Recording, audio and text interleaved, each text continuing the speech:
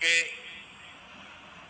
यह एक श्री मलुक पीठ पूरी धरती का एकमात्र ऐसा स्थान है जहां लगभग 1.5 लाख शालिग्राम जी, वैसे हम 1.25 लाख ही बोलते हैं, लेकिन पूरी संख्या में 1.5 लाख के करीब शालिग्राम भगवान यहाँ विराजमान है। इतनी बड़ी संख्या में इतने शालिग्राम जी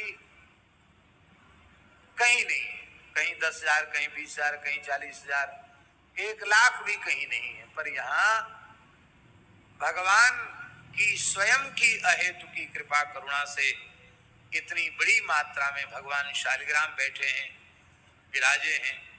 शास्त्रों में तो लिखा है कि सपाद लक्ष शालिग्राम जहां होते हैं वहां कोई अतीर्थ कुतीर्थ क्षेत्र भी क्यों ना हो, वहां मरने वाले कीट पतंग को भी सद्य भगवान का धाम मिलता है। मरने कीट पतंग को, भजन करने वाले को नहीं। और ये तो श्रीधाम वृंदावन है, और वृंदावन में यमुना जी का पुलिन है। यहाँ इतने शालिग्राम भगवान विराजमान हैं तो किसी से भजन साधन नहीं भी बनेगा और यहाँ पड़ा भी रहेगा तो भी कल्याण हो जाएगा। भगवान बड़ी कृपा।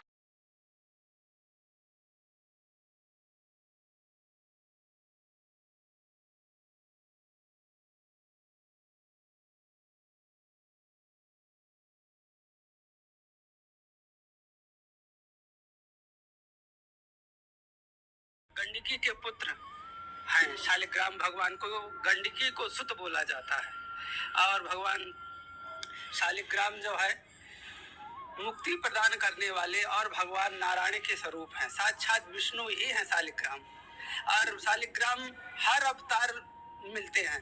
शालिग्राम में कृष्ण अवतार भी मिलता है, शालिग्राम में नारायण अवतार भी मिलता है, शालिग्राम में कृष्ण अवतार भी मिलता है, राम अवतार भी मिलता है। रमण, राधा रमण जो भगवान हैं वो साक्षात शालिग्राम ही है। वो भक्त की प्रार्थना से शालिग्राम पहले गोल गोल थे, वही फिर जो है कृष्ण का रूप धारण कर लिए।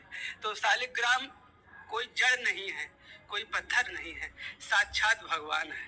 इनको कोई अगर भगवान मान के इनकी पूजा करता है तो भगवान इसकी हर इच्छा पूरी करते हैं। परंतु अगर इनको शिला और पत्थर मान के कोई पूजा करता है तो शिला और पत्थर कुछ काम नहीं करता, काम तो भगवान ही करते हैं। इसलिए शालिग्राम में पाषाण की बुद्धि नहीं होना चाहिए। गंगा जल में और भगवान के चरणामृत में पानी की बुद्धि नहीं होना चाहिए। प्रसाद में अन्न की बुद्धि नहीं होना चाहिए। साधु में जाति की बुद्धि नहीं होना चाहिए। मंत्र में शब्द बुद्धि नहीं होना चाहिए। और गुरु में मनुष्य भावना नहीं होना चाहिए। तो तुलसी कल्प वृक्ष है और शालिग्राम भगवान चिंतामणि है।